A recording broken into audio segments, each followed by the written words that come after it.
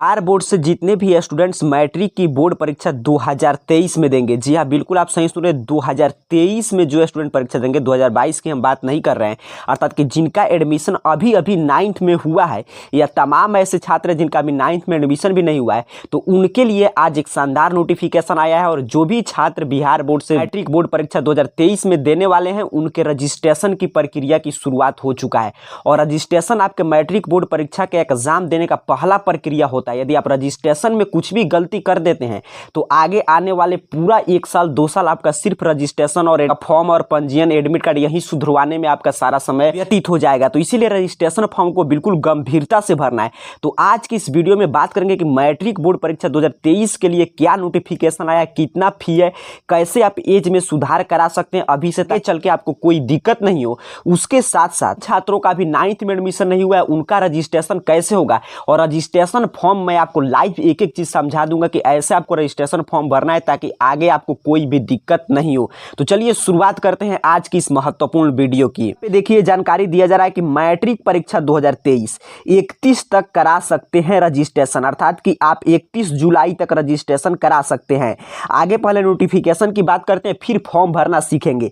जानकारी दिया गया है कि बिहार विद्यालय परीक्षा समिति मैट्रिक परीक्षा 2023 में शामिल होने वाले 9वीं कक्षा के स्टूडेंट के लिए रजिस्ट्रेशन तिथि रविवार को जारी कर दिया। रजिस्ट्रेशन प्रक्रिया 11 जुलाई से शुरू होगी, अर्थात कि यहां से महत्वपूर्ण बात मैं आपको सिर्फ समझा दे रहा हूं कि 11 जुलाई से आपके रजिस्ट्रेशन की प्रक्रिया की शुरुआत हो चुका है, अर्थात कि आज से कल से कभी भी आप जाकर रजिस्ट्रेशन अपना करा सकते हैं। अंतिम डेट फिक्स किया गया है 31 जुलाई तक आपको अपने स्कूल में जाकर रजिस्ट्रेशन करा लेना है। आपको भी आते हैं पढ़ाई में डाउट्स, तो 5 सेकंड में डाउटनेट के साथ करो उन्हें आउट। बस अपने सवाल को फोटो खींचो, क्रॉप करो और तुरंत वीडियो सॉल्यूशन पाओ।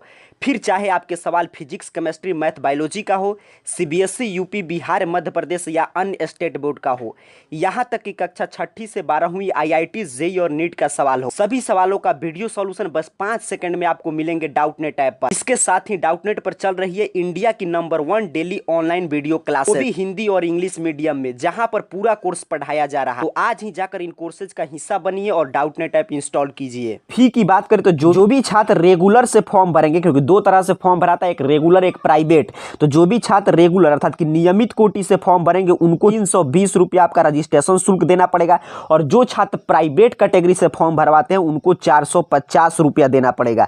तो ये आपको यहाँ से फी भी मिल गया, डेट भी मिल गया कि आप 31 जुलाई अंतिम डेट फिक्स किया गया। 320 रुपया आपका नियमित कोटि के छात्रों के लिए फी है और 450 रुपया आपके स्वतंत्र कोटि के छात्रों के लिए फी है। ये देखिए स्पष्ट रूप से बताया गया कि स्टूडेंट को और उनका अभिभावक और विद्यालय के प्रधानाध्यापक तीनों को ध्यान रखना है, रजिस्ट्रेशन भरते समय कोई भी दिक्कत और कुछ भी गलत जानकारी नहीं भरें, क्योंकि मैं शुरू में ही आपको बता दिया इस वीडियो की शुरुआत में कि अभी आप गलत भरेंगे तो आगे आने वाले 2 साल आपको सुधार करने में ही बीत जाएगा कि उसे हम कैसे सुधरवाएं। एज क्राइटेरिया भी फिक्स किया गया है कि 1 मार्च 2023 तक, यहां पे ध्यान से समझ लीजिएगा, 1 मार्च 2023 तक आपका न्यूनतम एज 14 वर्ष होना चाहिए। इससे कम आपका एज अपना काउंट कर लीजिएगा। आपका जो वर्तमान में डेट ऑफ बर्थ है, अभी आपके पास पूरा समय है, क्योंकि आधार कार्ड से आपका डेट ऑफ बर्थ काउंट होगा, अभी आप आधार कार्ड भी सुधरवा सकते हैं।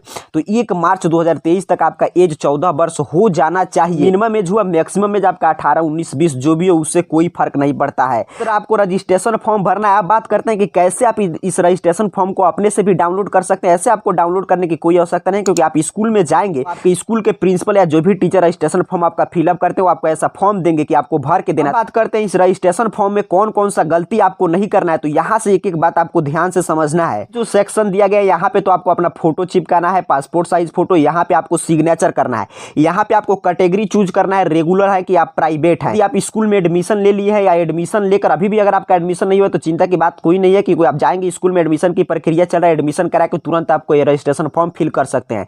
तो अगर आपको रेगुलर से भरना है तो रेगुलर कोटि ही चयन करें, यहाँ पे प्राइवेट मत भरिएगा, नहीं तो आगे हमेशा प्राइवेट ही आएगा। यहाँ पे आपको स्कूल कोड भरना है, स्कूल कोड आपको नहीं मालूम होगा तो अपने स्कूल के प्रिंसिपल से पूछ सकते हैं, और स्कूल कोड याद रखिएगा, क्योंकि आगे आपको जब डमी रजिस्ट्रेशन कार्ड के बाद जारी होगा तो उसको डाउनलोड करने में वो काम आएगा। यहाँ पे आपको अपना स्कूल का नाम कैपिटल लेटर में भरना है, यहाँ पे आपको स्टूडेंट का नाम अपना इंग्लिश में फिल करना है। यहाँ पे देखिए जो ये बॉक्स है इसमें आपको अपना नाम हिंदी में भर देना है। उसके बाद यहाँ पे आपको अपने माँ का नाम भरना है, यहाँ पे अपने माँ का नाम हिंदी में भरना है, यहाँ पे अपने फादर का नाम इंग्लिश में, यहाँ पे हिंदी में, यहाँ पे डेट ऑफ बर्थ, पहले डेट फिर मंथ फिर ईयर। के बाद आप जब नीचे फॉर्म भरते हुए पहुंचेंगे तो यहाँ पे आपसे नेशनलिटी पूछा जाएगा कि आप किस राज्य से हैं, तो आपको यहाँ पे इंडियन भर देना है। यहाँ पे मेल फीमेल जो आप होंगे इसमें टिक कर सकते हैं। यहाँ पे अपना caste general EBC, BC, SC, ST आपको भर देना है। यहाँ पे आप विकलांग कोटा के छात्र हैं तो यहाँ पे यस कर सकते हैं, अगर नहीं है तो नो आपको कर देना। यहाँ पे आपका रिलीजन जो होगा हिंदू, मुस्लिम, सिख, जैन, बौद्ध धर्म, क्रिश्चियन, तो यहाँ पे या अदर यहाँ पे अपना टिक कर देना। यहाँ पे एरिया कि आप ग्रामीण क्षेत्र से हैं या आप शहरी क्षेत्र से। यदि आप ग्रामीण क्षेत्र से बिलोंग्स करते हैं तो यहाँ पे रूरल में आपको टिक करना है, शहरी क्षेत्र से तो आपको अर्बन भरना है। आपका स्टेटस भरना है कि आप मैरिड है कि अनमैरिड है। यहाँ पे मोबाइल नंबर जो कंपलसरी है वही मोबाइल नंबर आपको भरना है जो आपको लगता है कि 2023 बोर्ड परीक्षा तक आपके मोबाइल नंबर वो जारी रहेगा। किसी भी प्रकार से बिहार बोर्ड का कांटेक्ट इसी नंबर से वो आपसे करेगा। पे देखिए आधार नंबर आपको भरना है। यहाँ पे ईमेल आईडी कंपलसरी है, कोई भी ईमेल आईडी जो आप चलाते होंगे उसको आप भर सकते हैं। यहाँ पे एड्रेस आपको फिल करना है, यहाँ पे पिन कोड, यहाँ पे बैंक अकाउंट नंबर आप भर सकते हैं, यहाँ पे IFSC कोड। उसके बाद नीचे आपको यहाँ अपने बैंक का नाम भरना है, जिस बैंक का आप अकाउंट नंबर भर रहे हैं उसके आगे नीचे यहाँ पे भरेंगे तो यहाँ पे 2 आइडेंटिफिकेशन मार्क होता है कि आपके शरीर में कौन सा 2, जैसे कहीं पे आपका तिल हो, कहीं पे कटा हुआ मार्क्स हो, तो 2 कोई भी आइडेंटिफिकेशन मार्क जिससे आपकी पहचान हो सके उसे आप भर सकते हैं। यहाँ पे सबसे महत्वपूर्ण सेक्शन है, देखिए यहाँ पे सब्जेक्ट है, तो सब्जेक्ट आपको ध्यान से चुनना है। पहले यहाँ पे कह रहा है MIL, तो इसमें MIL में क्या होता है, जो आपका मेन सब्जेक्ट है, जैसे आपको हिंदी रखना है, उर्दू रखना है, बंगला, मैथिली, तो इसको आपको भरना है। SIL में अर्थात कि MIL क्या था, हमारा मातृभाषा था, SIL द्वितीय मातृभाषा, तो इसमें आपको संस्कृत रखना है या नॉन हिंदी या अरबी या भोजपुरी जो आपको रखना है इसमें टिक कर सकते हैं।